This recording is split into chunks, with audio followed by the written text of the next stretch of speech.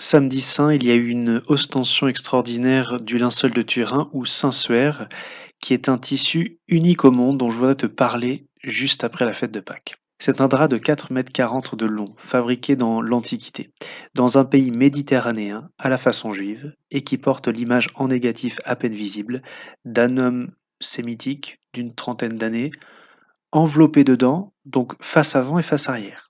L'image est incroyable parce que personne ne sait comment elle a été faite et ne peut la refaire, elle est infalsifiable. Même la NASA qui débarque avec des tonnes de matériel pour plusieurs semaines d'études ne trouve pas.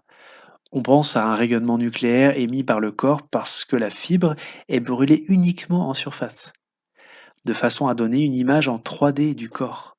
En effet, ce n'est pas par contact que l'image s'est formée, même dans le dos, puisqu'elle est parfaite sur le tissu. Alors que si tu colles un tissu à ton visage plein de peinture, tu auras un visage tout rond écrasé en dépliant le tissu.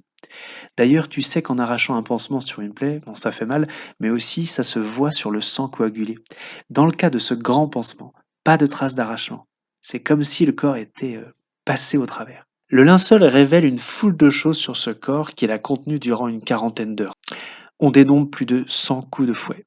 Les flagrums romains munis de billes doubles au bout des lanières qu'on voit très nettement. Les jambes ne sont pas brisées, mais les genoux écorchés comme sous le poids d'une chute.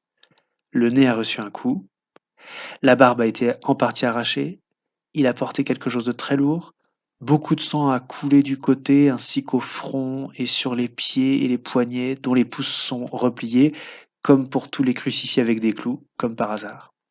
Sang très rouge, caractéristique de ceux qui souffrent atrocement. Ce linge est comme une relique et correspond en tout point au récit de la Passion. Il est même signalé à la découverte du tombeau vide dans l'Évangile. C'est l'image d'un torturé, mais c'est aussi l'image de quelqu'un qui se relève de la mort. Ce linge est peut-être le seul témoin de l'événement de la résurrection.